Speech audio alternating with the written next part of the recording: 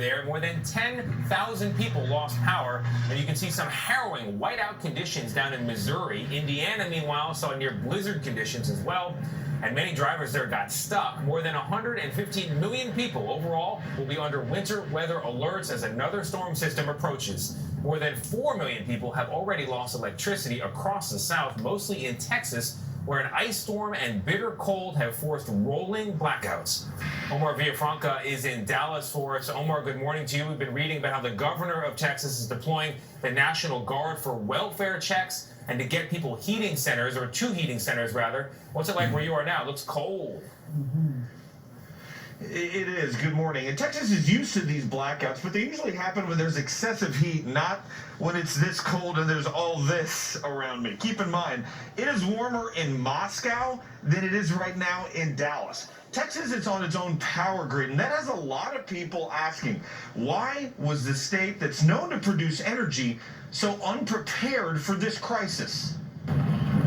Amidst the worst Texas winter storm in years, power, or the lack of it, is the biggest concern for residents across the state. Could breathe, and that's when they put me on oxygen. Herbert Miller, the stepfather of a CBS News producer, is suffering from COVID complications and now relies on an oxygen tank to breathe. The tank needs electricity to function, but he and his wife Tamiji lost power and water pressure early Monday in their home in Katy, Texas. We were able to get in my truck and plug it in and recharge it.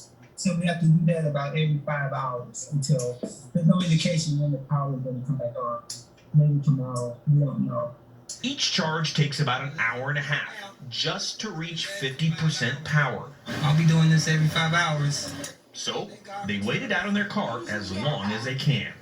But of course, we're smart, and we know that if it gets to a situation where he needs to go to the hospital, we'll go. But right now, we're able to kind of manage through.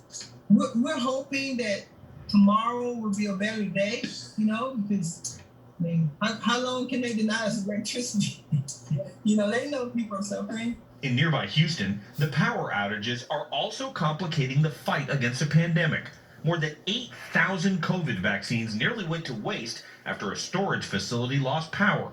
More than 5,000 of those were distributed, some to Rice University. The rest saved. The vaccine supply we thought we were going to lose in a few hours, we could actually re-refrigerate and administer later. Texas is the only state in the continental U.S. that has its own power grid. It is not subject to federal regulation, unlike the two other networks that serve the rest of the country.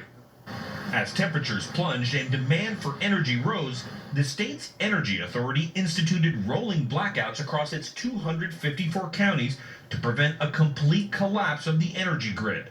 But for millions, the power has stayed off.